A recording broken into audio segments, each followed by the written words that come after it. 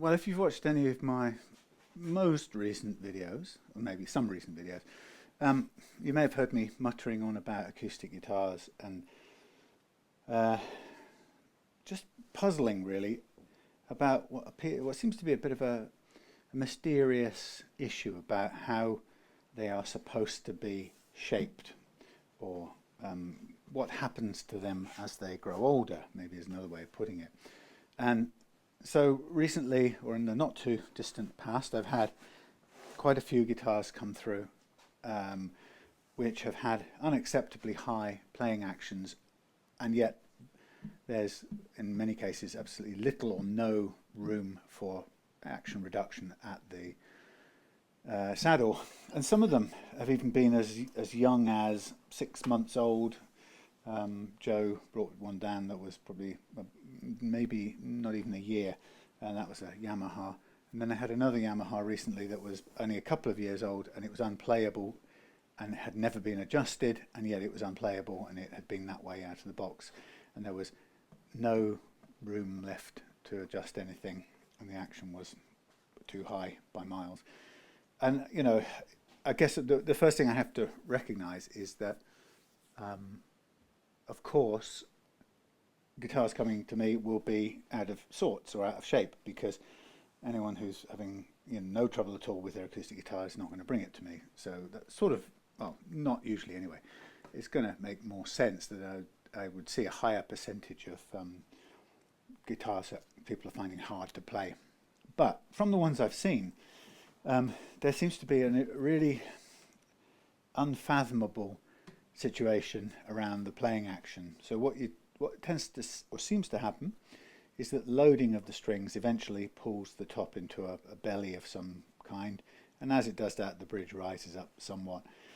But not just that, sometimes you get a feeling or an inclination that this is pushing in, the neck is kind of pushing in, or maybe deforming the box sides of the instrument. Altogether ends up with a really high action. And sometimes when owners have taken all the reduction they can out of the saddle, and they're about to run out in some cases of break angle. Now this one here, I took some measurements earlier on. This is not bad. This is about a 5-degree angle, so there's a little more room for reduction there. But the high E is always the target, or the vulnerable one to running out of break angle. So the question I've been having for quite some time really is, first of all, there's a question that says, well, what sort of flatness should the top have? Because very often I can put a ruler across the back of the guitar, and you'll see it's never flat. And it rarely is flat on any guitars. That's true, but often it's a very small amount of curvature. And in this case, when we're looking at this old Washburn here, relatively old Washburn, this is remarkably good. If at a push we might be out to about 3 or 4 millimeters, or 3 millimeters or something, out at the very edge, when cranked in one side of the deal, something like that. So I mean, I'm taking it to extremes really, around the center point. So this is, I guess I would say, not one of those guitars, because it's old-ish, probably 20 plus years old. It may have been adjusted at the saddle a little bit somewhere in its past. The action isn't too crazy to begin with. It's registering as 3, just over 3 on the low E at the last fret, and 2.25 on the high E at the low fret. So compared to many that I see through, it's not even that bad. Now I've obviously done a bit of calculations to work out, there's about 0.4, just about 0.4 relief as well, and I've measured the available height above the bridge of the blah blah blah saddle, and I've worked out what I want to remove and what's possible to remove without going too far and reducing the break angle and so on. So having worked out, first of all, there is enough room enough material, spare space in the saddle to adjust it. That's great, but obviously I want to ensure that it's got a break angle over here that will play the guitar properly. There are, as you probably know, or you may know, that if you get into a situation where you lose that break angle completely, or too much, you can regain a little bit of it by slotting the front of this peg hole here, allowing the string to come up more vertically to the saddle, because the fact that it comes out here it's actually about 10 millimeters away from the saddle, it emerges, that kind of restricts or defines the angle. If it came out further away, in fact, that angle would be even less. But so really, to get enough break angle, it would be ideal if this string came out closer. And the way you make that happen, if you need to, is to extend a slot here. But that slot has to go quite low into the quite a way down into the bridge to allow the string to come up at the right angle, or better angle. So, but I'm confident there's room for adjustment in there, but that's not often the case, because I quite often see guitars that come through with almost no scope for adjustment left. And in that sort of circumstance, sometimes I say to owners, your guitar really, in truth, is heading towards a neck reset, which is often, mostly, a very complicated process. It doesn't involve this is separate. But so a neck reset says, well, look, this part of the body is what it is. It has become shaped or distorted or deformed the way it has, but this neck is now no longer in the right alignment to meet the saddle in such a way that we can play the guitar easily. So a solution to this is to readjust the angles here, or take a little bit of material off here and bring the neck, if you like, to twist the angle or adjust the angle. But that's a permanent fix, which is great, but it's an expensive one, and it's certainly not one I would undertake. It's a proper luthier job. And some guitars it's easier than others. Some guitars it's really difficult, because you have to remove frets and steam off the top of this thing here without damaging, and then actually making the calculation of what to take off or what shims to add in here, and so on and so forth. And if this is glued as opposed to bolted and so on, and you've got to break the finish seal if there is one, and there's all manner of complications involved. But the thing that, and I guess I'm not critiquing that job, because if you think about it, a 1940s beloved Martin acoustic worth a couple of grand or whatever, you might want to restore it that way and bring it back to almost brand new former playing glory. But for I don't know what the price was, £400, £500, £600 Yamaha that's barely off the shelf or barely out of the warehouse, to arrive or to come here with a neck with no adjustment left at all in here, and literally the next step would be to take the neck off and realign it, reset it. That's just appalling. And you have to say, well, what causes it? And then you start getting all kinds of mumbo jumbo. First thing is there'll be two schools of thought, or at least two schools of thought, about why the bridge bellies. And then there's another school of thought about how much bellying is bellying and how much the top should naturally be round.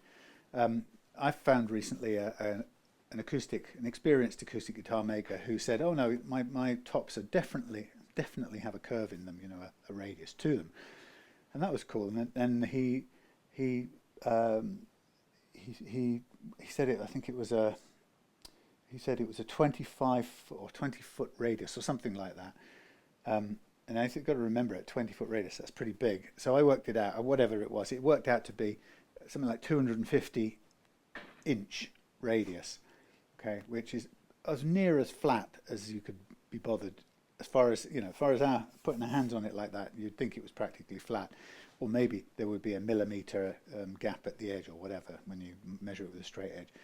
So that particular custom acoustic guitar maker, was confirming that no, tops are never completely flat, or rarely completely flat, and if they are flat or even more, they're slightly sunken, it usually is a sign of the tops drying out and stretching like a drum. But even when somebody says they're meant to be slightly more raised than absolutely flat, we're talking about a radius of, like I said, 250 inches, which is a huge circle, and very little I think I can't remember. It was a huge number, but it worked out that you would barely be able to perceive it in any sort of way. Anyway, it's certainly not as much as the radius that you can see in some of these. When you put a rule across on some of these tops, and they're clearly pulling up. And as I said, the school of thought is that either it's just a sheer physics of the strings pulling the whole lot, so it's pulling the top this way, and it's pulling it up because it can't walk that way, it can't compress the wood anymore. The box structure prevents it, so it sort of starts to pull it up, just as when it can't compress the neck anymore, it's going to try and pull it up and fold up. The force will go that way if it can't go that way or that way. So that arguably starts to ruck or stretch the top, so it can possibly, I guess it rotates the bridge a bit, and it stretches the top up into a kind of wave.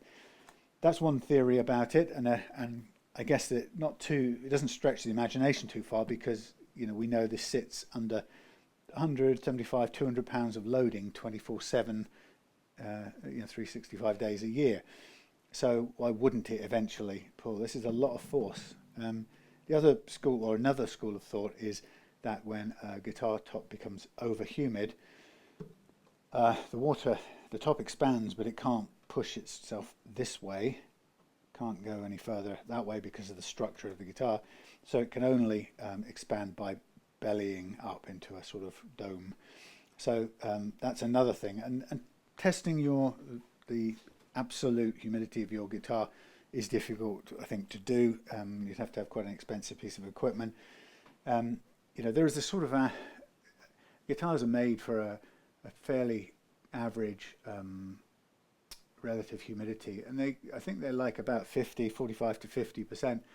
And here I think it's between 45 and 60, something like that. But here we are in a British early summer, and it's not particularly dry out there. We've had blustery weather, so it's running at about 59% relative humidity and not massively warm. But that's a typical sort of British environment, and this guitar hasn't done it, hasn't bellied upwards massively. It looks pretty flat, and there's a very very slight belly in it, and but to all intents and purposes, the back end of that bridge looks as straight as the £5,000 Collings that Simon brought over to show me the other day, and that was flat and, well, had a tiny little bit of curvature, but to all intents and purposes, as flat, as a little bit flatter than this, but similar to this. Now, this is a couple of £100 worth of Washburn, I suppose, from the 2000s or 90s even, and it's in great shape. It's got a little bit of adjustment room. The next stage, by the way, if it doesn't actually need a reset, but it might be, you might want to give it a couple of years extra life, there is this thing called the JLD acoustic guitar bridge system. People call it the Bridge Doctor, but this version isn't actually the Bridge Doctor. But the Bridge Doctor seems to be a more useful generic name, so when people say Bridge Doctor, they usually mean this one. But it's a post that screws in to your bridge underneath and becomes a vertical post part of this bridge. And then by virtue of a rod that goes through, wooden rod that goes through and gets pushed in under pressure to the piece that connects to here, it basically goes in and it pushes your bridge, it goes this way, it pushes your bridge back down if your bridge is tending to pull up. I wouldn't recommend it for this because it doesn't look like it needs it, but some people like these because they can prevent future bellying.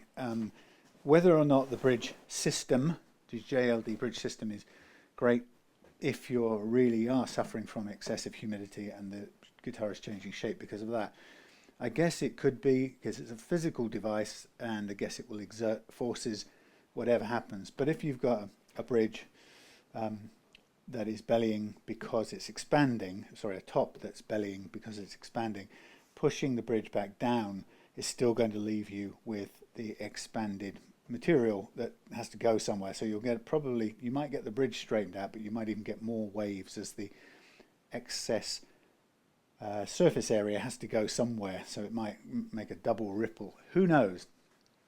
But I honestly, in the UK, I don't really think. I used to think that most of the guitars that came with bellied tops were about British humidity. But having watched it for the last year or so in this sort of workshop environment without any specialist air conditioners or even heaters, to be fair, I barely put on any heating in here because it's insulated and it heats up with body heat pretty well.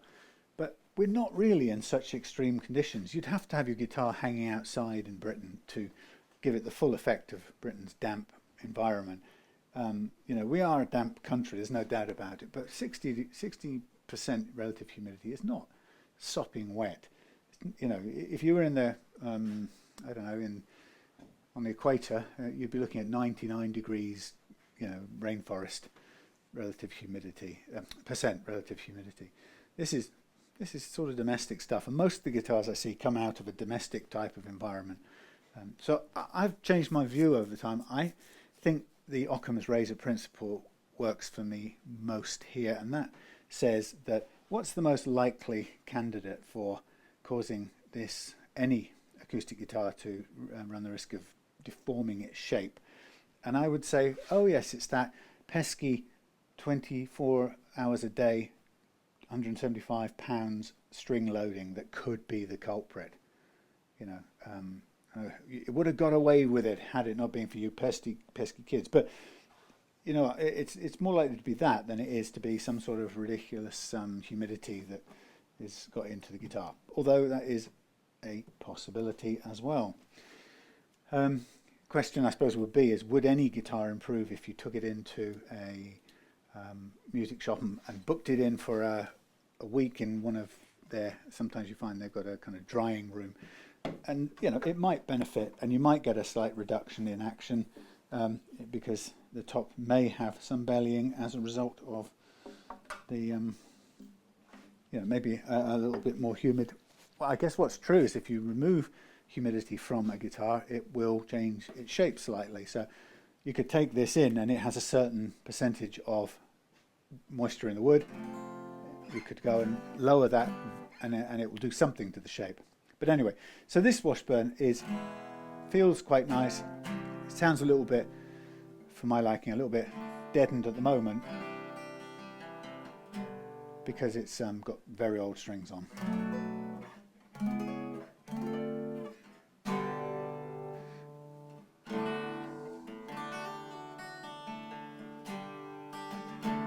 So yeah, you know, it's not a bad sounding thing. I was thinking, what should I play on an acoustic guitar without singing along and getting done for copyright?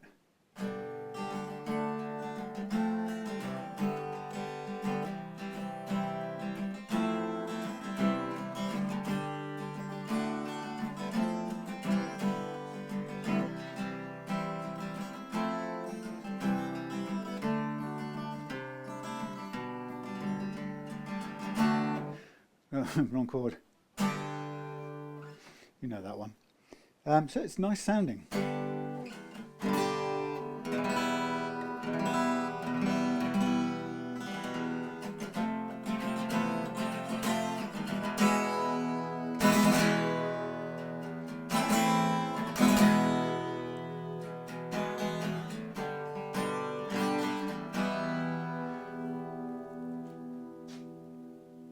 Nice, eh?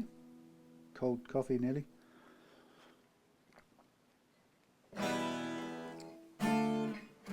I was playing this earlier on.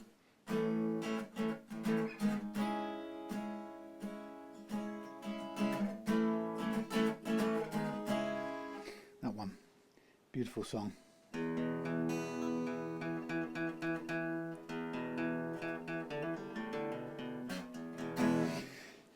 Also, I don't like where the strap button is on here. There's a little gap, little shelf, and you can't get your strap material in that little drop-off shelf. So that would have been a better one would probably be better fixed there, but we can maybe do that at home, Jonathan.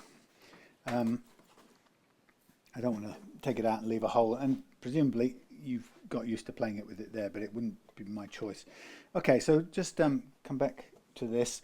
What we're going to do on this is I'm going to reduce the action a little tiny bit. I'm going to replace the nut, which is a plastic one. In fact, to be fair, it's not performing badly, but it's in for making it as bestest as it can be. So I'm going to replace that with an appropriate Tusq one. This one actually claims to be the Epiphone standard or an Epiphone friendly nut, when this is in fact a Washburn, but dimensionally and the E to E spacing is what I go for. So and obviously dimensions to fit in here, it has to fit. So that will, and that's good. And new strings to go on it. So, and a clean up, because it's got some good old grime on it. You can sort of see the old forearm sweat grime. But otherwise it's in pretty good shape all round, apart from being a bit grimy. But nice, you know. And I'm impressed that it's kept its shape. I think that's what gets me. And to conclude my my conspiracy theory story, I would say that I'm beginning to think that this is all about bracing and the ever-present battle between thinness of tops, adequacy of bracing, pull of the strings, and the balance between structural strength and tone, or construction versus tone, so that the stronger it is and the less likely to deform the top is for various reasons, whether it's thickness of top, whether it's bracing involved, then perhaps the less beautiful the tone, or the less dynamic the tone, which everybody wants. So to get the dynamic tone, you have to reduce the thickness of the materials and perhaps sometimes cut down on the bulk of the, what do you call them, braces in there. So I looked at a Martin that a customer had that had major problems, and you could see that inside the bracing was carved away at every opportunity. So reduction of weight in the bracing had been clearly a design priority. But the result was this thing was bellying quite crazy, and there was no adjustment room left, and we had to fit a bridge system, which worked actually really well.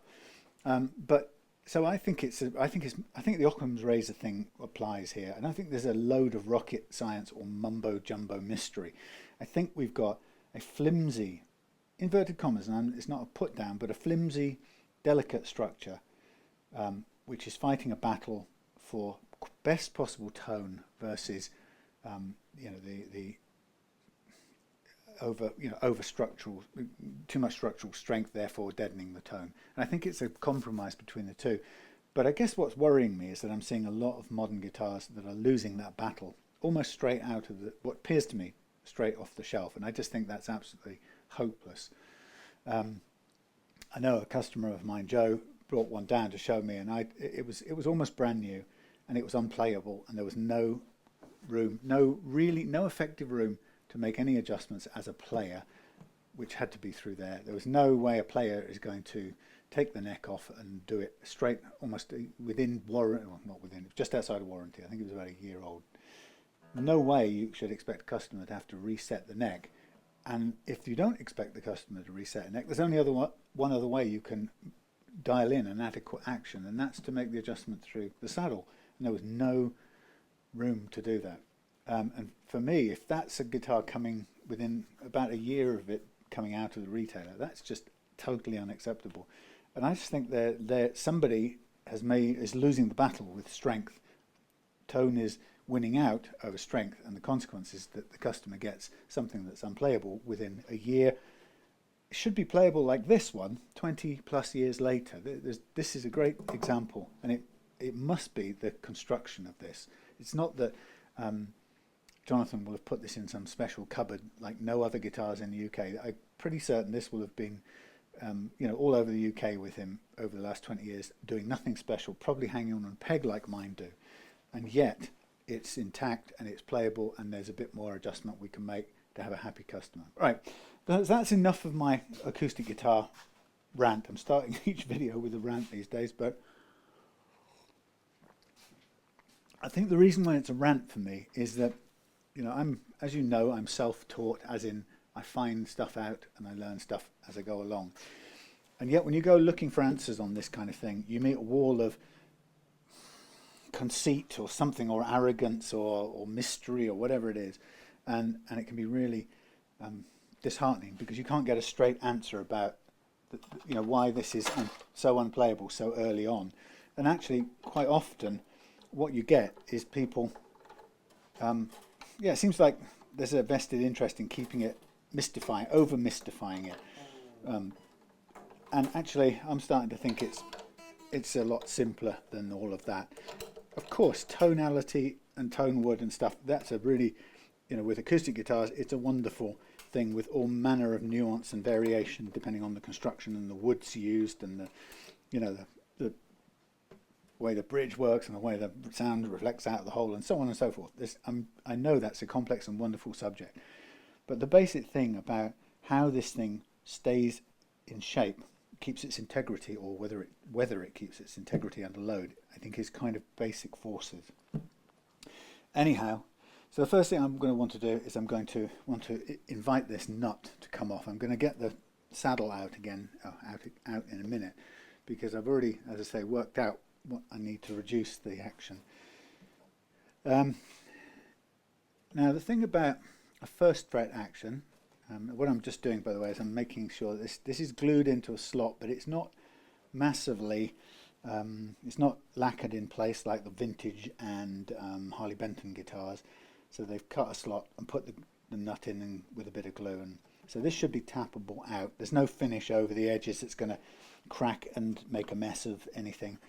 So if it doesn't want to move without any kind of major complaints, my hammer is a big piece of eckie at the moment.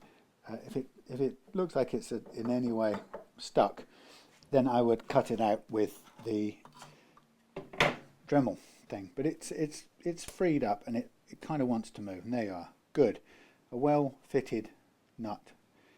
A little bit of glue there to take down. We can do that with the Hosco slot thingy file.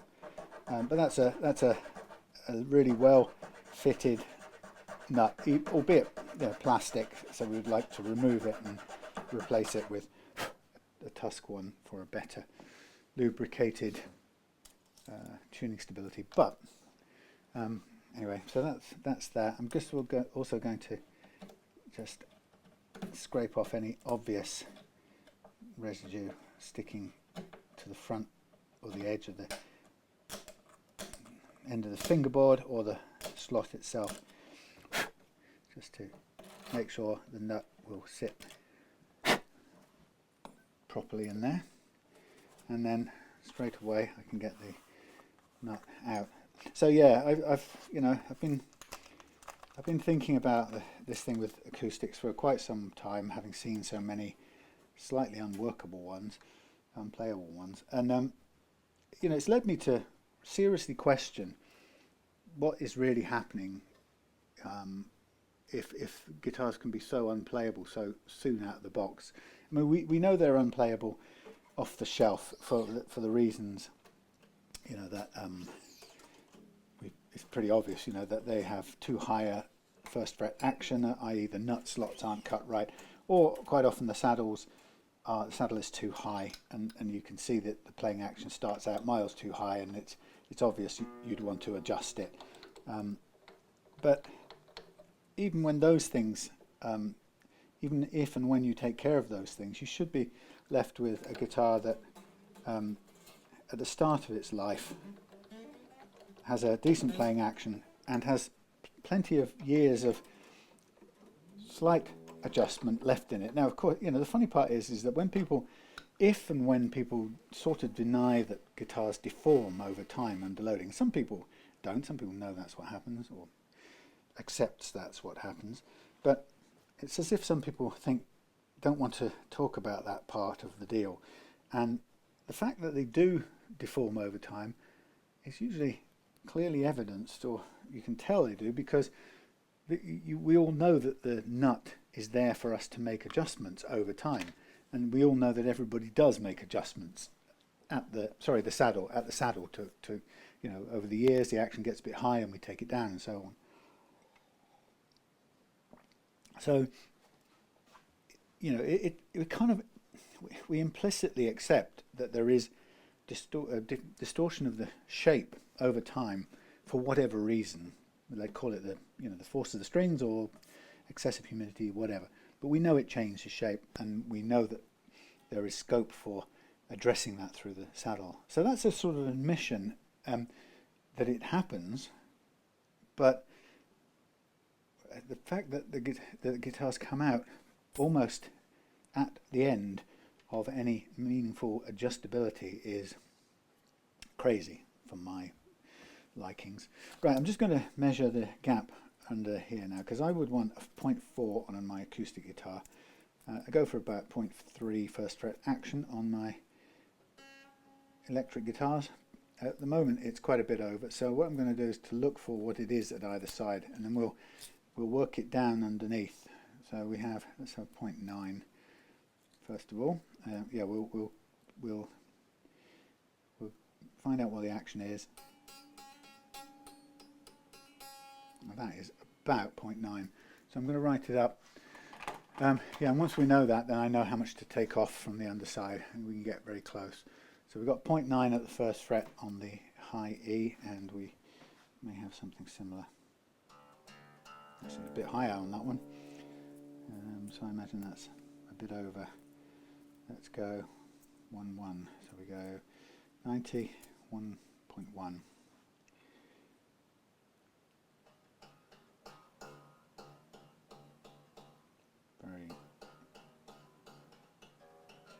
Very close, but so we'll go to 1. First at 5, 9, 5. Oh, that's the 0.3 now. There it is. Get rid of the 0.4. Get the 0.3. These are, I need a new set of these. They're so dirty I can't see the numbers on them anymore. Okay, we'll call that 1. So 0.9 and 1 is the first fret action currently using this nut. Now that tells me I want to remove. I want to go down to 0.4, so I remove minus 0.5 there, and here is minus 0.6, which is almost the same. So it's a very, very slight slope, but that's what we've got to do to make this nut the right size. Oh, and there's a bit of measurement adjustment here too. Really, this thing is a fraction over wide, so we're going to have to take that down as well. It's quite difficult to shape the end of a nut in a very flat way, so we have to do a little bit and then look at it, come back, do a little bit more. Before you know it, it's very easy to overcut too. Another way to do it is to wait and do it right at the end, which is also quite good, but you have to be very careful not to. In fact, I might do it that way. I'll leave it stick out, and I'll put some tape on the thing, and I'll do it with a file or a Dremel. Okay, so we know what we've got to reduce it by. So the first thing I'm going to do is I'm going to get another marker pen, and I'm going to draw this nut on the board. You can't see it, but and I'm going to draw the notch for the low E and the high E on the board, and I'm going to measure. This is my reference now.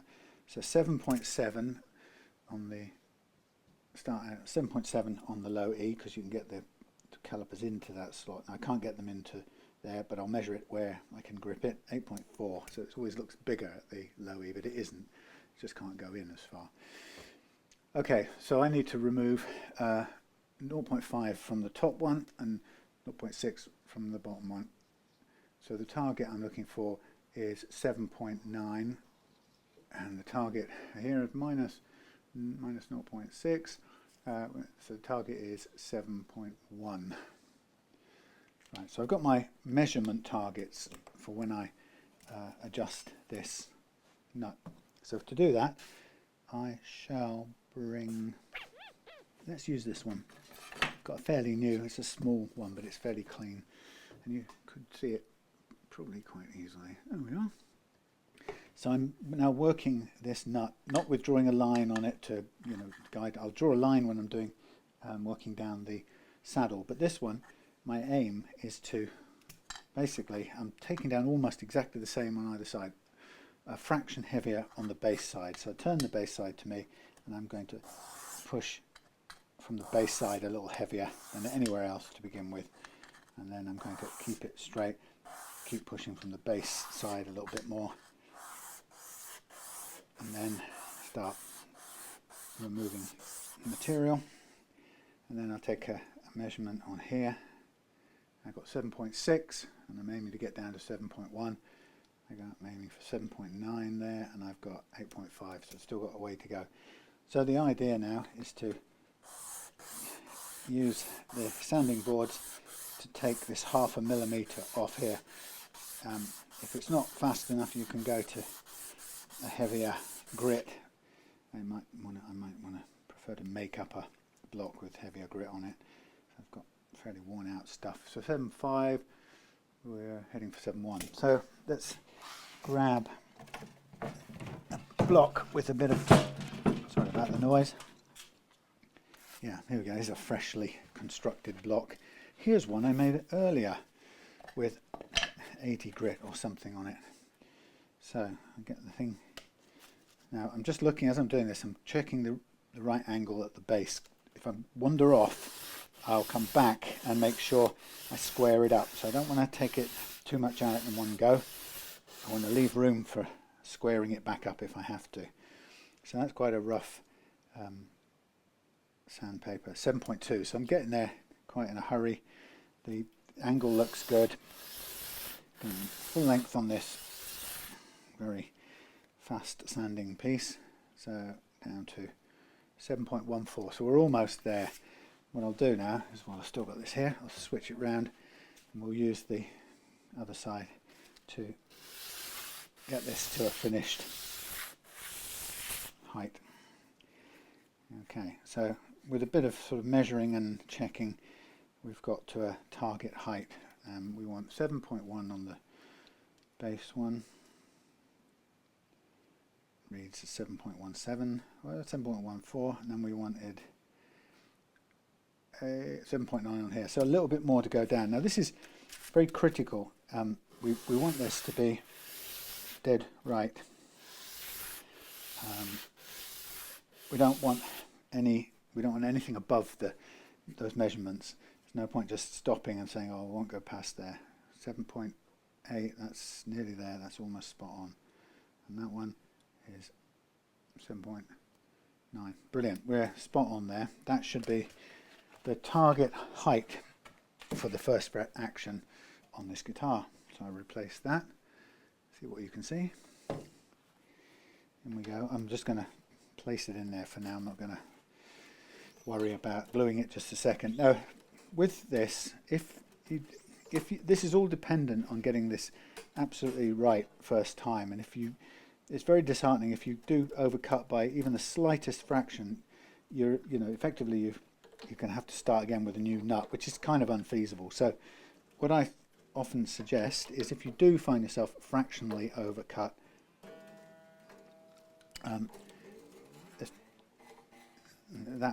that's just done exactly that.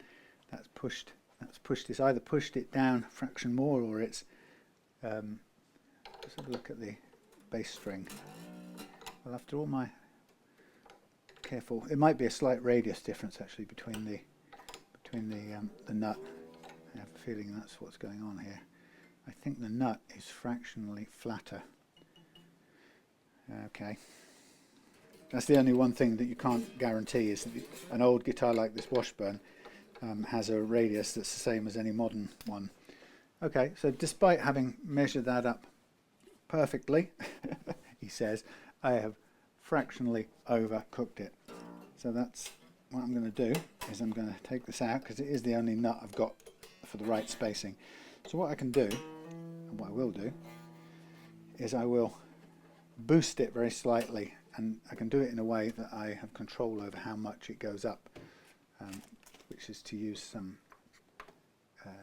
tape that I use for this purpose, some foil tape, and that will give me a kind of controlled amount of lift to the exact action that I want. So it's a funny science. Like I say, you can very quickly overcut, and I proved the point just like that, as if to prove the point. And I think in part it's because there's a very slight difference in radius, but it's enough to make disappear the clearance quite quickly. So what I'm going to do is I'm going to use this silver tape as my little boosts, and I can add as many layers as required, and it just makes a very solid metallic lift for the nut, and we get it to the exact position we want. I don't know why that was different where it was. I think it was quite, I mean, I added up each time, and each time it usually works, but I don't think I got the numbers wrong on that. There you go, that's how easy it is to end up going, because it doesn't have, when you're talking about about a third of a millimeter's difference or height, it's not a lot to, if you go under that, you're then going to either start buzzing. So in a way, it's why this is a good example of why I much prefer to use adjustable nuts. And in fact, on my acoustic guitars, I've also got adjustable nuts, even though I don't do that for customers, because I suspect it might be a bit like a bridge too far. I should have probably measured the radius on the actual guitar, although it's not really any point, because we're only constrained, I'm afraid, to whatever we've got as supplied in the Tusq world. And that can be one of the difficulties when you're working with older guitars, because they may be made to some unconventional thing, or it may quite simply be that the combination of things here that I need, which starts off with the string spacing, obviously, because that's the thing that will feel very uncomfortably different if we go with a different E to E spacing. Jonathan would feel it it would make it an unfamiliar guitar. So the first thing we've got to make sure is we've got to get the E to E wear to the same. Then once we've got that, as you can see, we also need to get the width the same, which isn't often the case. Then after that, you can see that we need to get the height exactly right.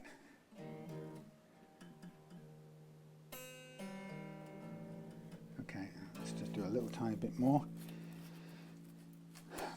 We'll get there. So it's a Friday night, and I've been enjoying having one of Jonathan's guitars to do every day this week. Well, every day for the last 3 days, and I've got a couple more to do over the weekend. What I'm trying to do more than anything, and the reason I end up doing this little boot or shimming underneath the nut, is because the one thing I'm trying not to do, for the sake of the tuning stability and the smoothness of the nut, is I don't want to cut the slots down. The easiest way to do it is to fit the nut and just cut the slots down to the desired action, and that would impose the radius onto the nut, even if it didn't have one in the first place, the same. But it's been my aim for a while to concentrate on leaving the nut slots untouched when I use a Tusq nut, because they're made in the factory and they're smooth, and no matter how expensive our nut files are, the minute we start cutting into slots with files, we are basically making them a bit more ragged than they came out of the factory. So for the best all-round value of having a Tusq nut, I really am very keen to retain the factory slots smoothness. Now, while I'm at it, let's just double check this.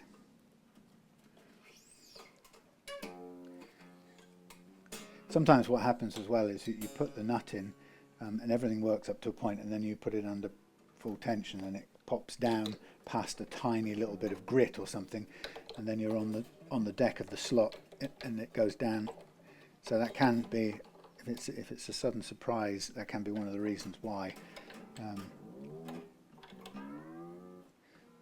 Okay, we're just about right there. Maybe a couple of bits more when we've done the saddle. Okay. And it's because it's metal, it compresses down and it doesn't have any sponginess. The metal tape, I mean. So it's been a pretty good substance for fine tuning nuts. Now what I'm just going to do now is I'm going to take this out. The strings, thankfully, are playing ball, and they're not breaking yet. So I'm going to take the nut out, put those couple of extra bits on, but I'm also going to now take out the saddle. So we're going to need to do some saddle work. And to get the saddle out, I'm going to get some help from my, what do you call them, fret puller pliers, because that helps me to just lift up, well, try and lift up and out the what's it. It's always the way. It takes a little bit more undoing than you ever think it will to get the damn thing out. I don't want to take the strings all the way off because that's a pain. It's actually quite snug. That could be part of the reason. Okay. Out comes the thingy. Right. So I'm going to hang this on the peg for a minute and we'll get into the business of the saddle. And there are signs of it being cut down before. Yeah, it's leaning. Now I've seen different schools of this as well. Some people, who was it that I saw seem to deliberately have it leaning forward. I don't think that's intentional. In fact, this is leaning back, so I don't think that's necessarily intentional. I suppose there's an argument if the string's pulling this way, by putting an angle on it, it will pull it more upright and press down on the front edge onto the thing. Other schools of thought would tell you to cut it straight. It's really hard to know. I mean, I can invent in my mind an argument for each. The problem with this is that it depends now how this stands. If I'm not careful, just flattening the base of this out will take away that the target of 0.75 on one end, and see, I don't actually know what the action is until this is flat. I mean, if I was going to keep the angle in here, do I think it needs an angle? That's on the treble side, so it's longer pointing towards the nut. Theoretically, yes, you could argue that it's pushing it down and stopping it rotate forward. If it was the other way, of course, it would lean, because it would want to lean. It's always going to want to lean. Depends how deep the slot itself is, which I can tell you. It's almost exactly, blimey, oh, that's pretty deep. It's 4.5 millimeters deep. There's no way that's going to lean forward. So I think this being, I could understand having the slight lean on it in a very shallow slot, but actually I can't see that that's correct in here. So I think this has been done accidentally. Now the problem with that is I can't rely on any measurements now, so I'm going to have to first of all straighten this out, get rid of the lean, and then I'm going to have to put it back in and remeasure everything, because it's not really a good start point. So here I am straightening it up, and it's still not quite straight, so I've got to do my side to side shuffle so that I don't change the angle of the piece I'm working on. Now this may take it down a little bit anyway, or probably will, but we'll put it back on. Let's do these two pieces of this when I'm at it.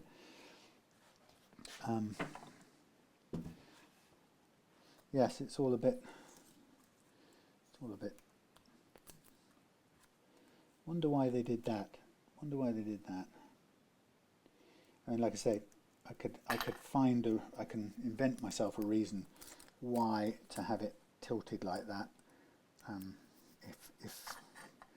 if it's been done deliberately. But very often it's that way because the last person who sanded it just couldn't stand it straight anyway, and it's very common that people don't sand it straight because it's, you know, a lot of people don't even have a sanding block to begin with.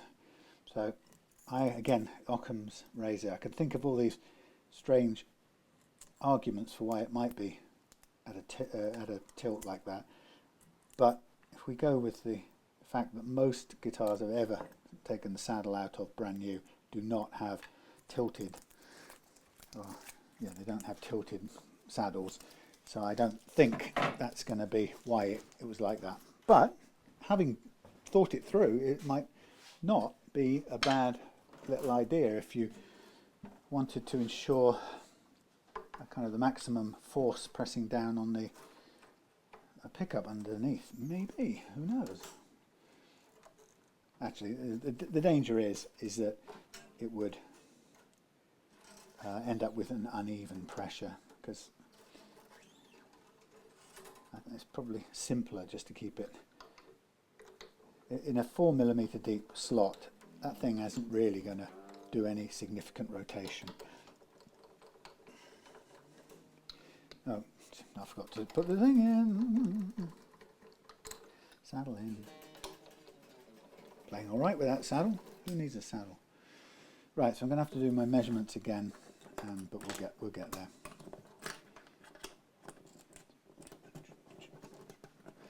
Going to get the strings up and over the little compensated bits.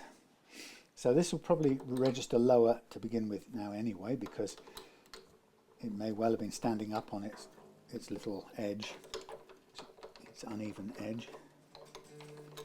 So we're sort of back to square one.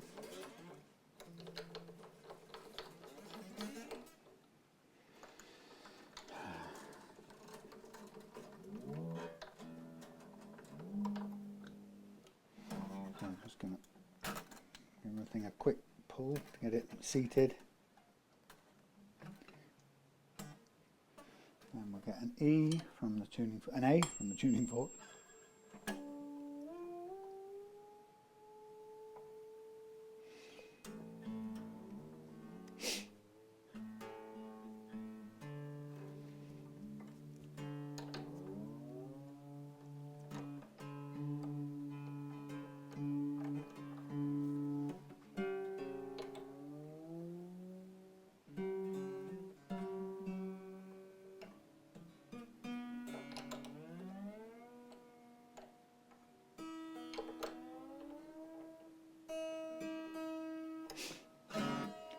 Right, so now what I'm going to do is I'm going to measure it again and revise my original action measurements.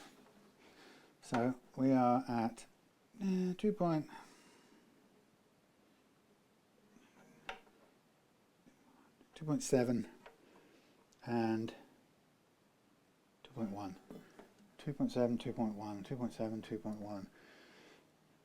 2.7, 2.1, 2.7, 2.1. So the bass one's down a bit. 2.7, 2.1. Is that what we said? Let's double check the bass one. 2.5, 2.7, yep, and 2.1.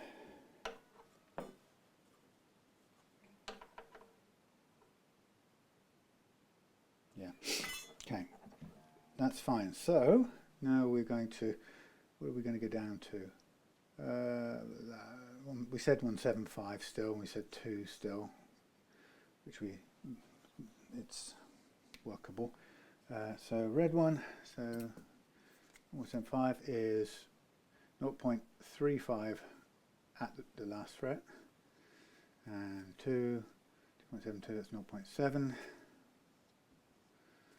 Okay, so 1.5 times 0.35 is 0.35, 15, 17, 35 and 17 is 3, 5 and 17 is 45, 52, so 0.5, call it 0.5, and the 0.7 times 1.5 is 0.15, we'll call it 0.1, is that right? Yeah, that's right. Yep, so we have, is that really all we're taking down? Tenth of them? Hang on, wait a minute. No, it's not tenth of a millimetre, it's 1 bloody millimetre. So that one is 1 millimetre and that one's half a millimetre. From 2.1 to 1.75 is 3.5. That's 2.5, 3.5. Yeah, that's half a mil. Okay, so here we go again. Action's looking good. Up the nut, take this off, take this off, lots of off. Thank you strings for holding it together.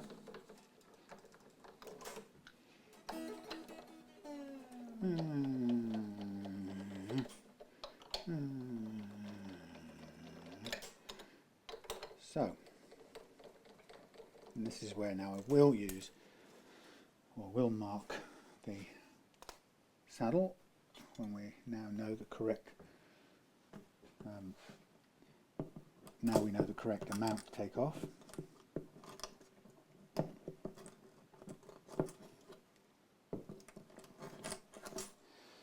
Okay, hang the guitar back up,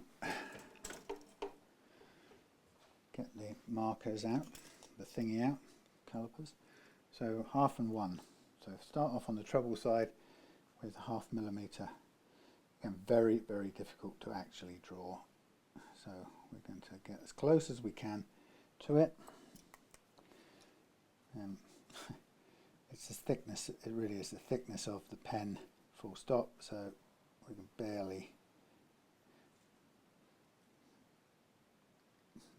mark it up, and then we'll go 1 millimetre on the other side, the bass side, and we'll mark that up. And then we'll join the two with a line with a flat edge, please. Okay, now the trick here now will be to cut this, sand this without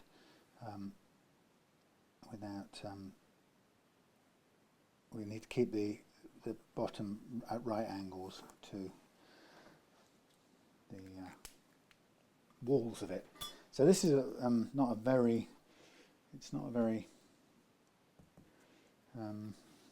that's not a permanent marker unfortunately, so it might come off in my hand while I'm doing that. Just going to tidy up the end of this. Thank you.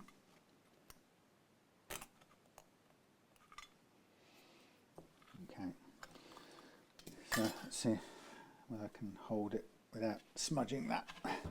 So because it's 2 to 1 flattening ratio going to go on here, I'm obviously going to need to start.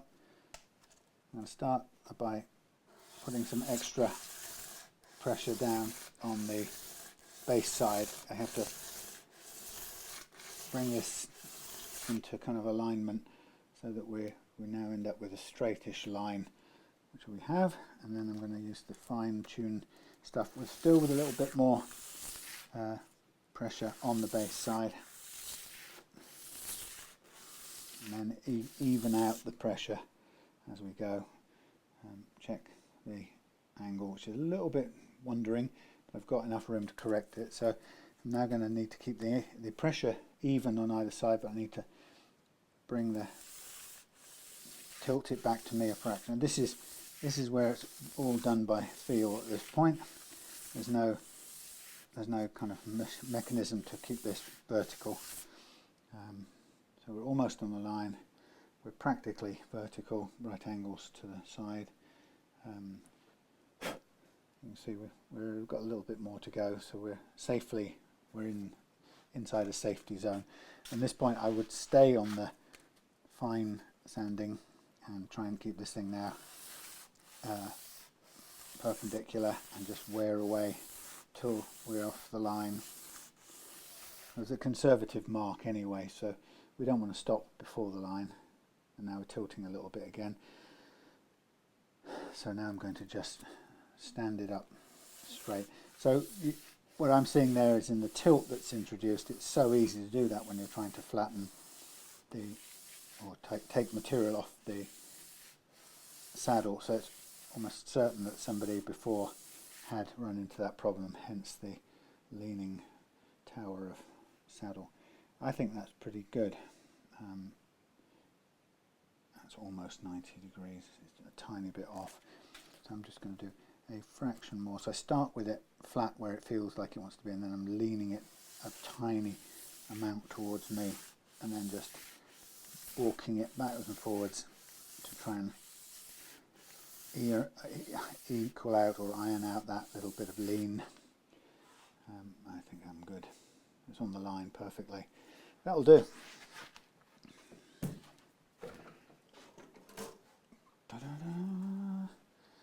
So that under here. So of course, when you do adjustments on the saddle, the thing you're going to be looking out for, that you won't know, frankly, until you've finished the adjustment. The thing you're looking out for is what's happened to my brake angle, and it's just the thing that you have to accept. If you've aimed for a target, what you can't, it's not possible, it's too finicky to calculate how much can I take off to leave me with X amount of angle, because you can't really calculate the angle in the first place. It's very hard to do. So you start with, you have to make a sort of general judgment call. Do I think I can achieve this action and retain enough brake angle for the guitar to play? And if your answer is yes, then you go ahead and do it. And if your assessment was slightly off the mark, then you end up with a brake angle that's fractionally too little, and then you have to go and do the slotting to regain some.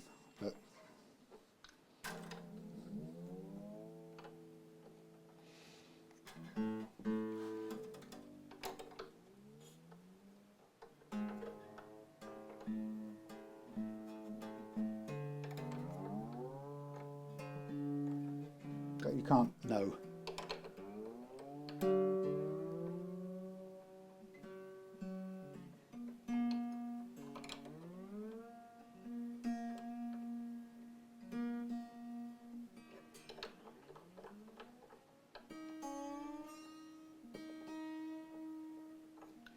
This is not glued in yet, so it's still gone for a little bit of a wander across, and I'll figure out exactly where it should be.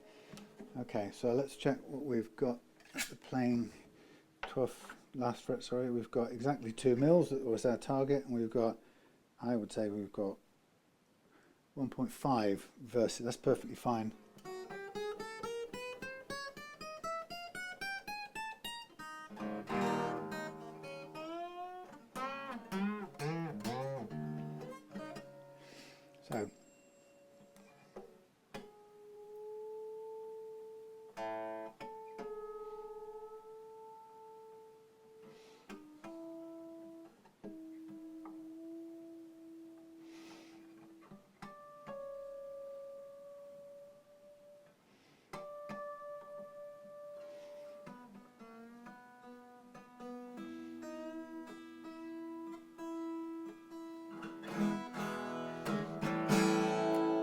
So so much easier to play at that top end.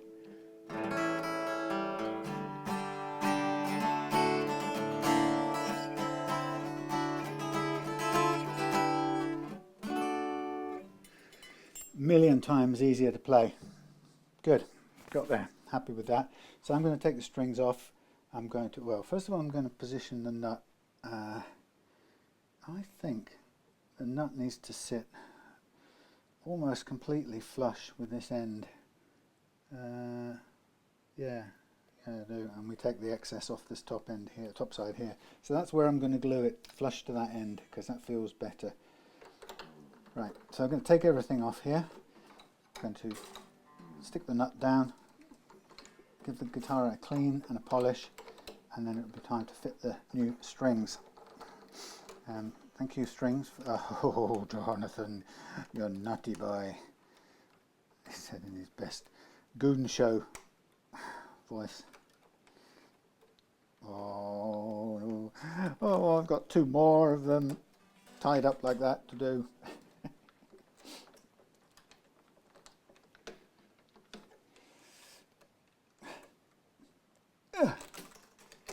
I don't like it at all. Like I say, if it doesn't bite me, then it scratches the headstock finish, which is a pain.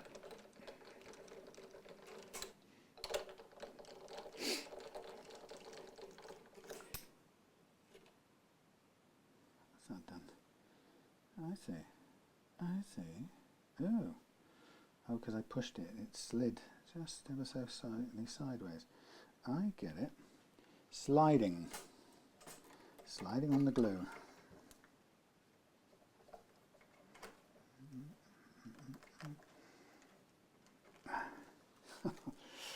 Don't do this ever again. Look, there is blood. It's official. I knew I wouldn't get away without injuring myself. Wickedness.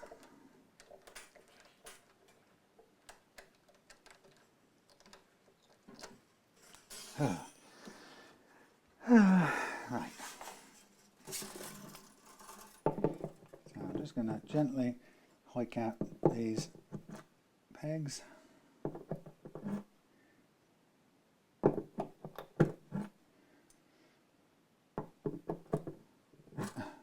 The peg holes are just starting to wear anyway, so they wouldn't matter too much. It wouldn't look too odd if they were slotted a bit, because the strings are doing their own thing under load. They're pulling in and wearing. So, right, these are history. Thank you for your service, he said to a guitar string. Okay, so that's that, that's this, that's that. Good. What I'll do is, in this case, I'm going to put a tiny bit of glue to the front edge of the nut in my, when I come to glue it down, it is gummed up.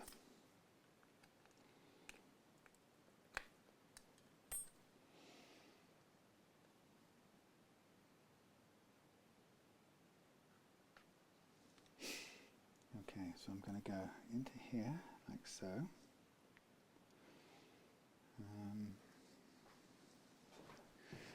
Too much.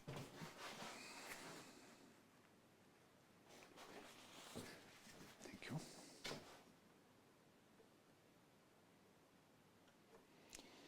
So we go to here like so, fractionally overhanging like that. Tiny bit more, push it still like so, almost like that. I think that will be fine.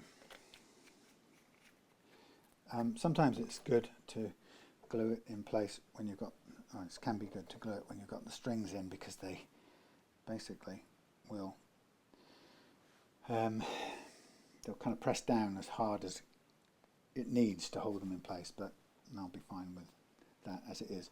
So what I'm going to do while I'm here, I don't know what time it is just now. Time is 9:30.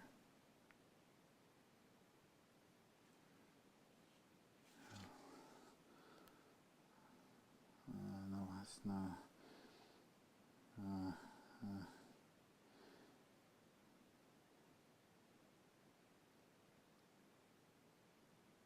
Oh God.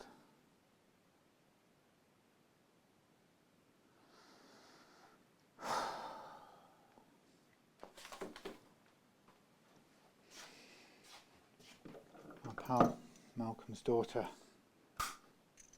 lost her battle with cancer. Passed away yesterday. And that's about a week after his mum died. Holy crap. Poor fella.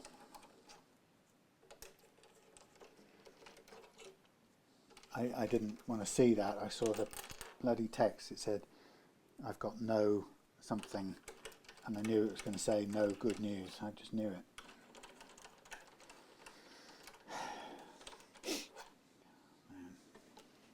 Right. Saddle, come out for a minute. I'm taking off the head, the tuners, so I can clean up the headstock as well as the rest of this. This was Bury St Edmunds, of course, that's where it came down from.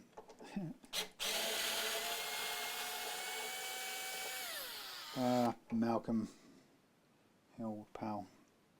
That goes there, doesn't it? Yep.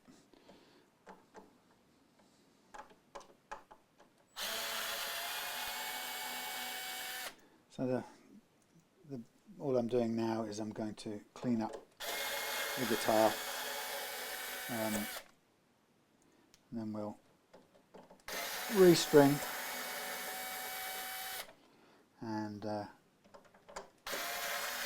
stretch the strings out. That's the important bit for the tuning stability. Half of it's down to the Tusq nut, and the other part of it will be down to stretching all those strings out. So let's get a piece of cloth. This will do. I've got some new cloths.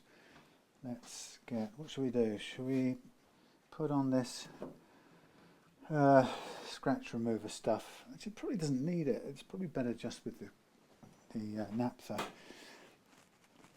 Oh God. Yes, I suppose we will get to that age, don't we? But not for your daughter to go.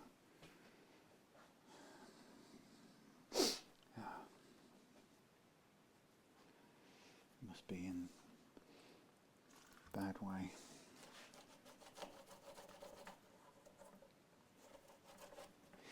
What I'll do is I'll use the scratch remover if I come across any of those sort of what we normally call, I suppose, watermarks. You know, when you have those blotches that just won't shift.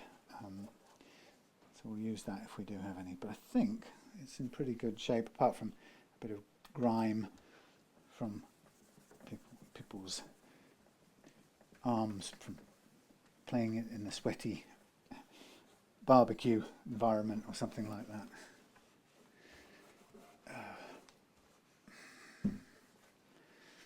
Malcolm was only just playing, well, I saw he was playing it with his band down in Wadebridge the other day. And he loves playing his guitars with people. We've got very fond memories of playing with Malcolm in a couple of different situations. You know, and we got to know each other as he was my first ever setup customer, which is quite an incredible thing to kind of remember, because when I started doing this stuff, I've probably told this before, but Hellfire, I've got to have something to talk about. And anyway, I was, when I started doing this, I wasn't doing setups for people. What I was doing was I was working up in London on corporate stuff. But what I was doing was looking around on eBay and buying unloved, as I called them, guitars. The kind of things that were basically good, but a teenage girl who wanted to be a pop star had it bought for her by her parents, and then she'd kind of grown out of it, or gone to college and given up on the idea of being a pop star or whatever. And then the guitar is the kind of guitar that always ended up unloved in the corner of the girl's bedroom or the son's bedroom after he'd gone to college and kind of grown up, really. And the world seems to be quite full of these sad, basic first guitars that are actually pretty decent under the grime and the lack of care. But of course, what's true about them is that they from the day they were bought, they weren't in good shape, or they certainly weren't set up well. And so the teenage boy or girl who kind of had a passing interest in them, had found, almost certainly would have found them to have really high playing actions, and would have been difficult to play. Probably may have contributed to their kind of giving up on the whole thing fairly sooner rather than later. And so in a way, it was kind of why I called it Relove Guitars, because I made this difficult for myself, because I was kind of, when I did it, I was thinking of those guitars and the fact that they were just left in a bedroom, and they weren't sexy and they weren't top name brands or whatever, and I felt that they were far more capable instruments than we ever often got to see. Anyway, so while I was working in London, I used to kind of hunt around, and I used to get into some of those sniping on auctions on eBay, and I'd find myself getting a really 45 quid decent condition Squire Strat somewhere in London, and then I would detour in my evenings in London. I was out somewhere, go around on London public transport, out all the way up to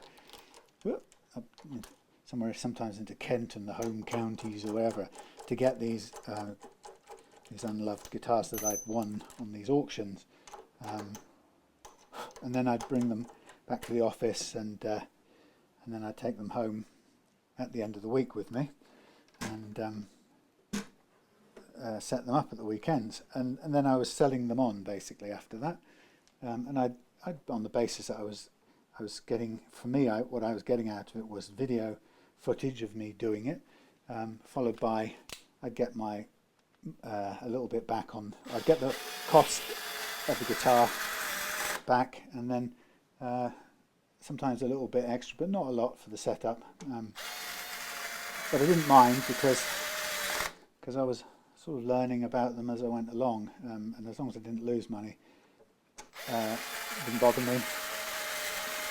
I think it was about a year of doing that, after about a year of doing that, that Malcolm saw his guitar, or saw what I was doing, or saw a guitar set up on YouTube, and he rang me up or emailed me and said, I've got, what did he have? He had I think it was the way I described the problem I had with the first fret action, I think, that caught his attention, and so he said, that sounds exactly like I think it was a Hagstrom Ultra Swede or whatever, yeah it was, and so he said, I'm not far from you, can I bring it across? So he came over, and we had lots of cups of teas and talked guitars, and I set up his Hagstrom, and he became a good friend over time, and a multiple guitar customer, and and I think eventually he ended up joining a band somewhere down Wadebridge Way, or somewhere down in the Cornwalls, and we were talking about it, and he said, oh, do you fancy coming down? You could probably do with another guitarist. So I went down and met the people and got into playing, and we did that we played together rehearsed together for a year or something, maybe, could have even been that much, and then we performed at a sort of charity, bank holiday charity, couple of gigs like that, which were great fun actually. We did pretty well, we sounded pretty good, if I may say so, ourselves. I'm just going to take off this bit of foil, overhanging foil that we don't want anymore, prior to, typical, it's not going to come off without a fight. So we played together in in that band for a while, which was good fun, and we've been our friends off and on. I mean, we don't see each other very often, but well, we're not a million miles away from each other. But you know, I think we consider each other good old pals now. So you know, friendships like that, I have to thank. I have guitar work to thank for that, which is nice. I really like that. So while we're here, I'm going to oil the fingerboard. I'll wait till I put the strings on, believe it or not, before I... No, I won't. Yes, I will. No, I will. Will I, won't I? No, I will get the Dremel out in a second, and we'll just take off that extra bit of overhanging nut. A combination, I think, of the Dremel sanding disc and a bit of hand filing. And I'm going to use frog tape to protect the fingerboard. It's very difficult to get something absolutely flush, you know, sanded or scraped, cut flush to the edge without touching the edge. It's sort of nigh on impossible. But we will give it a go. I'm just looking at oil over every bit of the fingerboard, please, not just some of it. Thank you. Right, frog tape, and then after that it's going to be on with the strings, and on with the strings and stretch them out. So this tape now is going to be all about stay put. This tape is going to be all about protecting the fingerboard.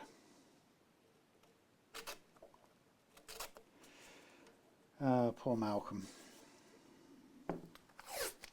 I'll email him when I get home. I don't know what to say. What can you say other than that you feel for them?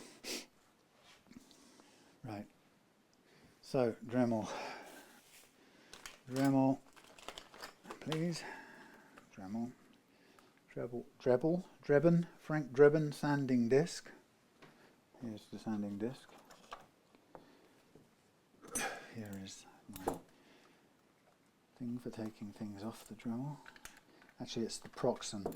You know, one thing about doing this is I think guitar people have an affinity for each other. You know, it's almost never that you find guitar people that you can't get on with. It's rare. And you know, I have when I and also actually the other thing is when people have when you do something like Really Love Guitars, people are so kind. I've got so many people have, you know, chat to me, you know, share their thoughts, support me in different ways, and including, you know, giving things for free like this. This was Big Stevie's from up in the Wirral, and he sent it to me because he doesn't use it. I'm just getting myself comfy in a way I can reach to here. Yeah, so when I use this tool, I think of Big Stevie.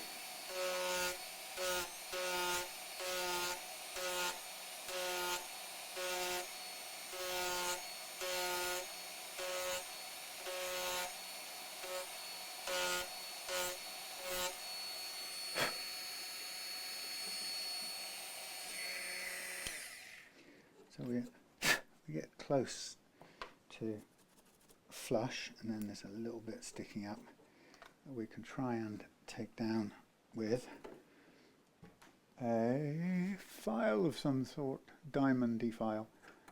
We can have a straight one, or we can have a curly one. I'm going to try and want to keep this still. It doesn't feel very. I've got two hands on here. So I just want now to just even this out so we don't get a sort of lip on it. And of course you can just about run off the green frog tape because you can tell if and when it's going to risk cutting underneath it, you know, going through it. I think you get a pretty good feel. There's a tiny little lip, but we've got quite a a lot of leeway here to just blend that in. And I think the difference that the thickness of the tape will make is going to be barely noticeable. So having cleaned it off, I've now gone and put Tusq onto the finish, but that's okay. Yeah, that's always the same, a tiny little bit of, I mean, you could, it's really hard to do that. There's another one here that, no, I put the wrong one. How did I do that? I wanted to get that one down, but not for this. Weird. I mean, you can sort of do it by eye and by hand without the frog tape for the final bit, but it's quite, you need a steady hand.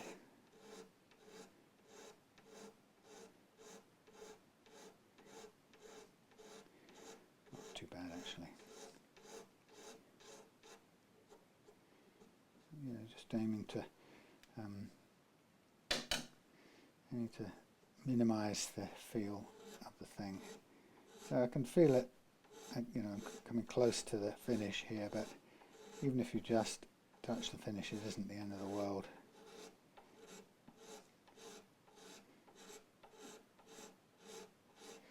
That whole thing of ultimately the playability is the number one thing, really, and that's okay.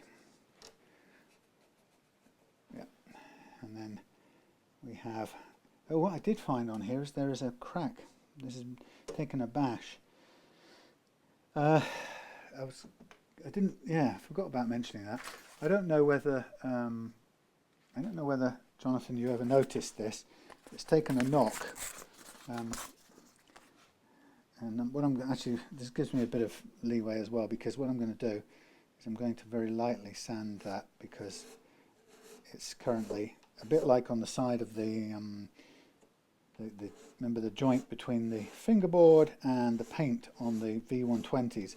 So this has also got, it's been knocked, and the finish, or the glue, or the fingerboard headstock is, and the fingerboard have tried to separate, and so that it splits the finish, the glassy finish. So this is just a little bit sharp as a result of it. Now I'm not going to try and glue it or do anything to it. I'm just going to do like I did with the V120, and that is just try and minimize the feel of it, so it's not annoying the fingers. And again, I'm not going to worry too much about the look of it right this second. We could go through it with a set of the micro mesh papers, which would bring it more back to a bit more of a smooth finish, but I'm probably do that very quickly with a drop of water. Yeah, it's not fixing the actual crack, it's just going to smooth it out so you don't really get to feel it. So I'll whiz through with these micro mesh sheets just to soften up what I've done there. It's quite a good way of doing it. It tends to, you obviously, as you're doing this, you tend to spread the repair area a little bit, but it becomes very smooth at the same time. Eventually it ends up being almost glossy again. I can feel there's a bit of a little bit of a step there still, which if I can do a bit more work on that. But ultimately it'd be quite difficult to get totally flush because of the, well, you can get it, but you won't be able to get it without hitting the finish a bit more, so it depends on whether we want to do that.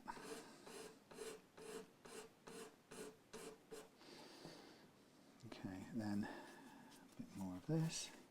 So you can see I'm going through the stages, and ultimately when you get to about the 12,000 grit, you're nearly up to shiny again, gloss.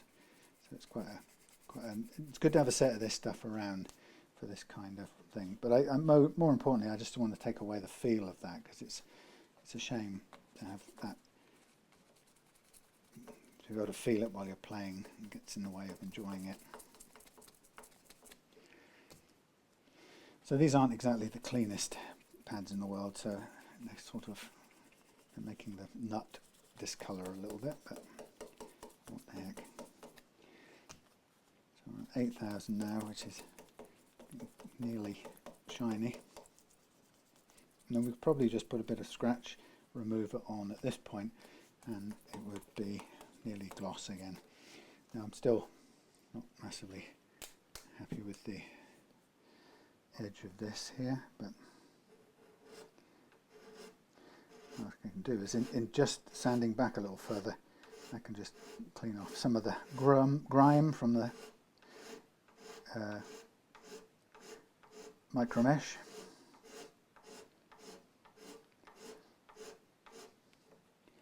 not so bad. Right, that's that bit. Whoops, done.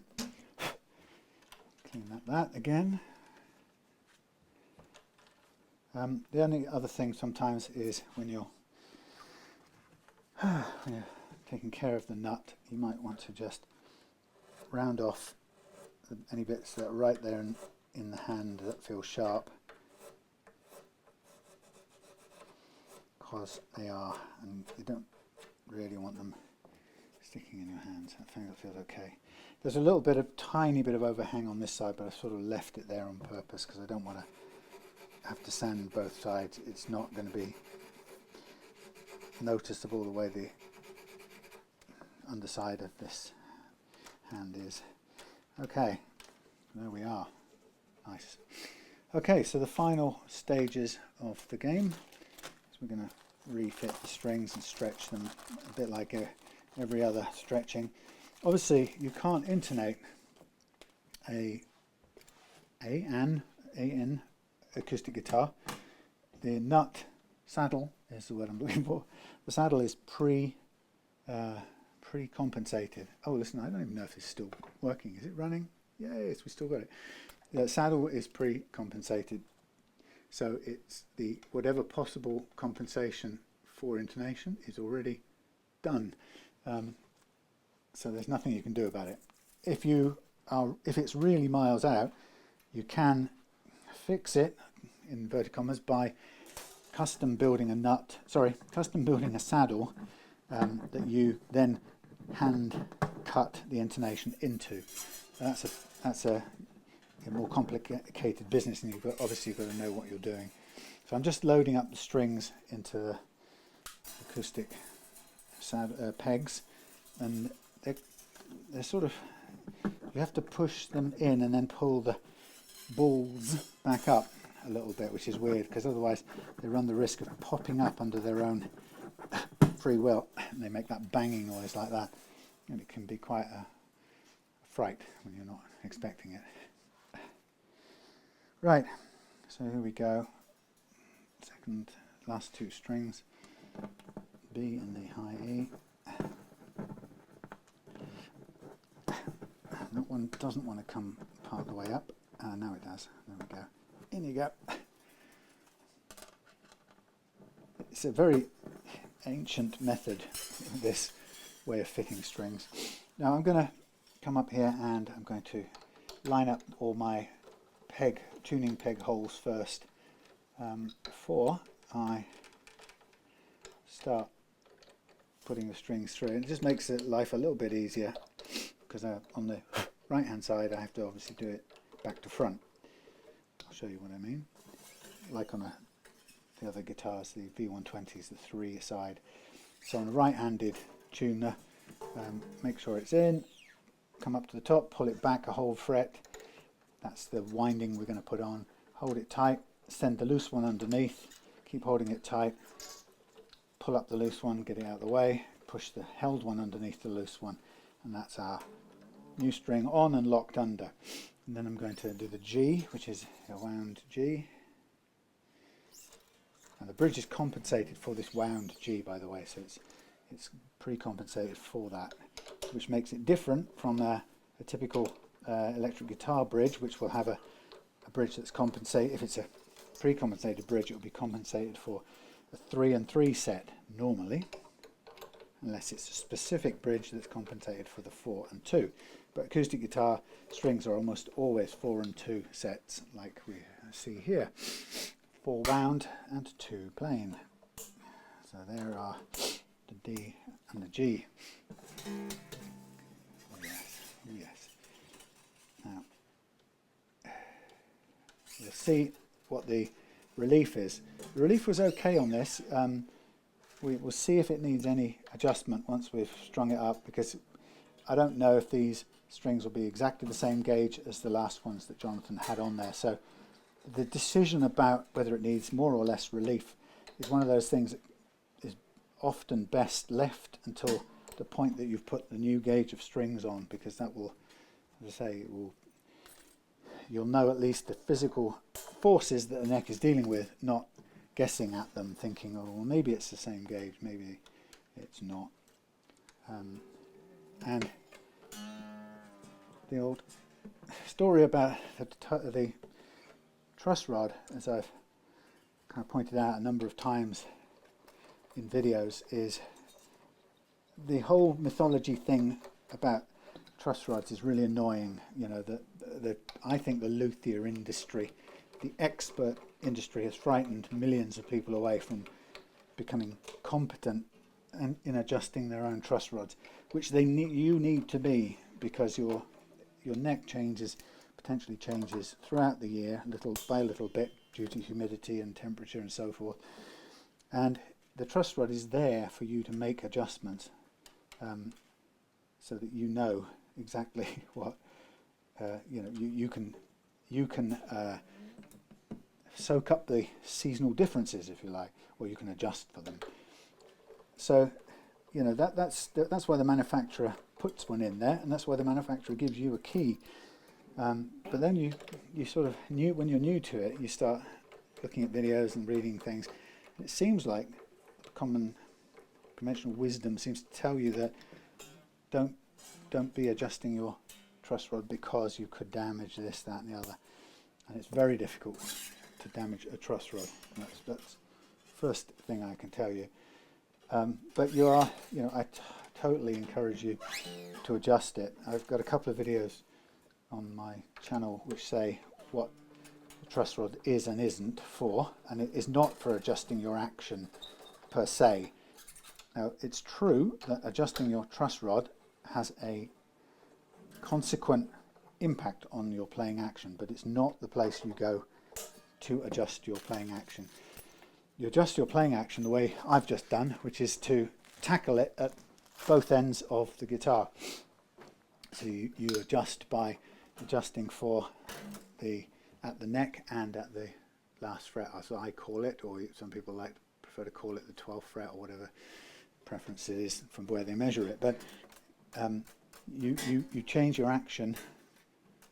When you want to change your playing action, you look to the saddle and you look to the nut, not to the truss rod. The truss rod it'll serve you better if you consider the truss rod as only being for the purpose of controlling the amount of curvature that the strings are pulling in your neck.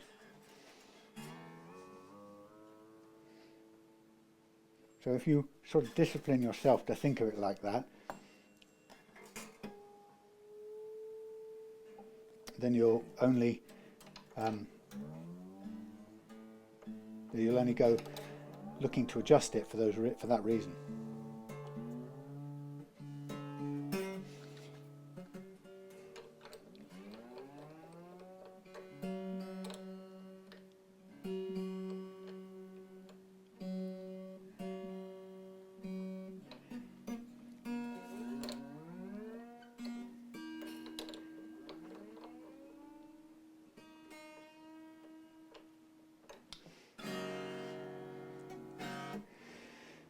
Right, so there's the strings tightened up, tuned up the first time. So to stretch out, grab hold of each string and push between thumb and forefingers up and down each string to get the slack out of it. Now, I've had discussions with people. Some people insist that strings can't stretch, so you're not stretching anything out of these strings. You're perhaps stretching slack or tightening it around a tuner post. Or I don't really care about the nuances of that argument. It's a bit up its own what's its back end, but the truth is we all know that when we put strings on and tune them up, then within seconds they're out of tune again. We know there's some kind of slack somewhere, and whatever we call it or whatever we do with it, we are better off getting it removed.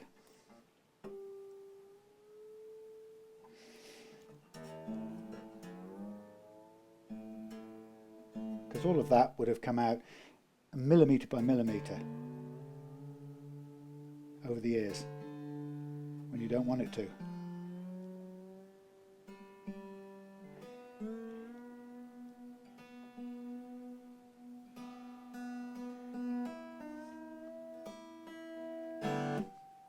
And we do it again. Stretch, stretch. And I recommend you do this as many times as you can be bothered to do it. The only caveat being, or the only principle behind it being, is if you do it enough, eventually your strings will stop going out of tune when you do this stretching, and that's the point at which your strings won't go out of tune when you're playing or between sessions, and that will give you much more pleasant playing experience, which is why I recommend taking this, paying so much attention to this. If you do, you'll find this is the guitar that you'll always want to get out of the box, because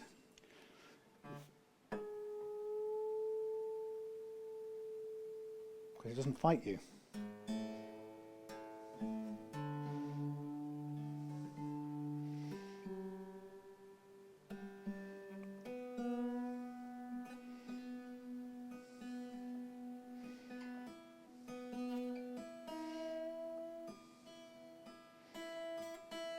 See how little detuning that is doing now? So we're almost there. So I'm doing a little bit more this sort of pulling, and quite hard, as you can tell, and I'm sort of gentle ease up as I get to the B and the high E. I don't want to bust one of these. I've got some spare acoustic sets, but I can do without sacrificing a whole set for one string that I was careless with. Not having luck with this tuning fork. Hardly any detuning.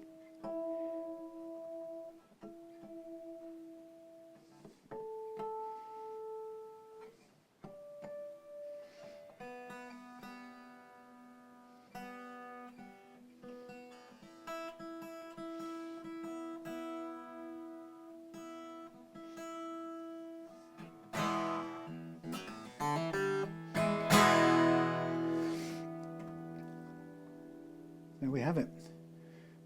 I think I'll play the same thing again, since that's what I played at the start, and see if it sounds the same.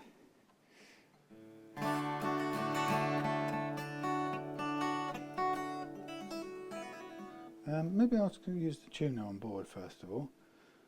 Power. Any chance of coming on? I managed to sort of get this working earlier on. Oh yeah, there we are.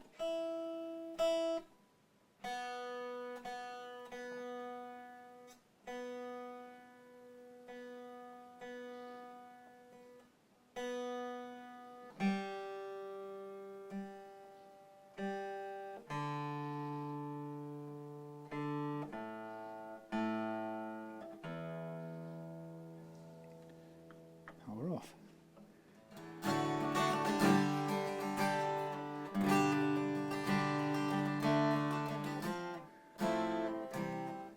Yeah, right. Forgotten it already.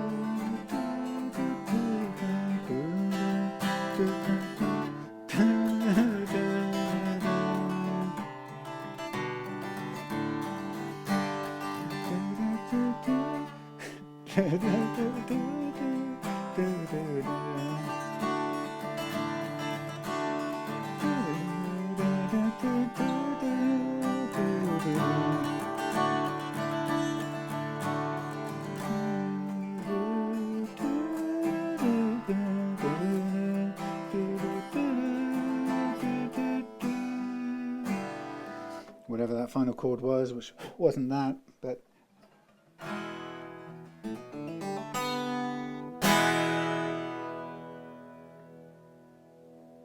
there we have it.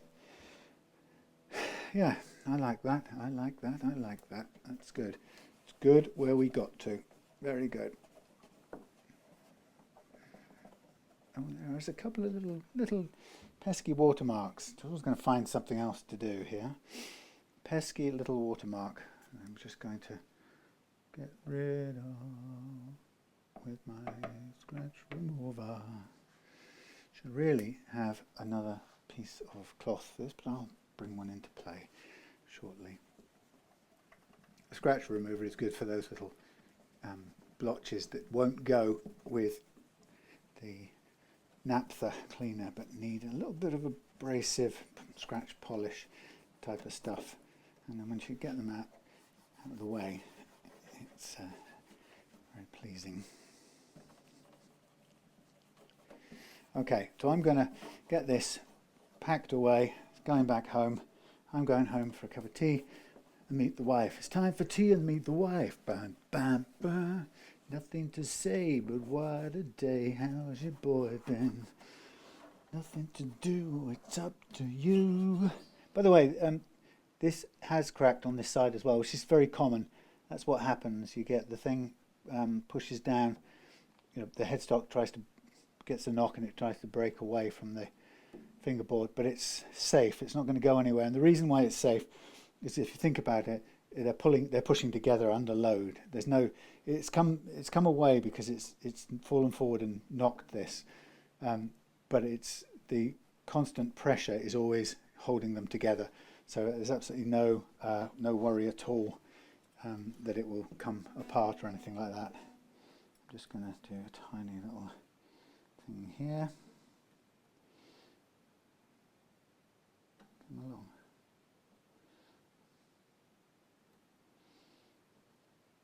Tidy up there. Yeah, so it's quite common that it does cracks both sides at the same time, but there's no risk. I only paid attention to the other side because the way it had cracked, you could feel it, and I just, you know, it felt like that was just made it slightly uncomfortable or annoying that you could perceive it while you're playing. So we don't want that. So it was worth, you know, doing that little bit of sanding. And then when you look on that side, or when you do, what I was going to do is this. Wherever it's gone, oh yeah, here, scratch remover. I'm going to put a tiny bit of scratch remover on here now, where I did the micro mesh sanding all the way out to 12,000 million grits, and then we get on here with a little bit of this. It's not the easiest place to hold it, but if we get on here and rubbing in some scratch remover, we sort of get it back to a pretty credible gloss between the 12,000 grit and the scratch remover. It comes up pretty well. Oops. And then you polish it out. Yeah, I can live with that. You'd hardly know, but it's nice and smooth now, so no more annoyance. Brilliant. Thank you for watching. A well-made guitar that stood the test of time. Unusual in this modern day. See you soon for another video.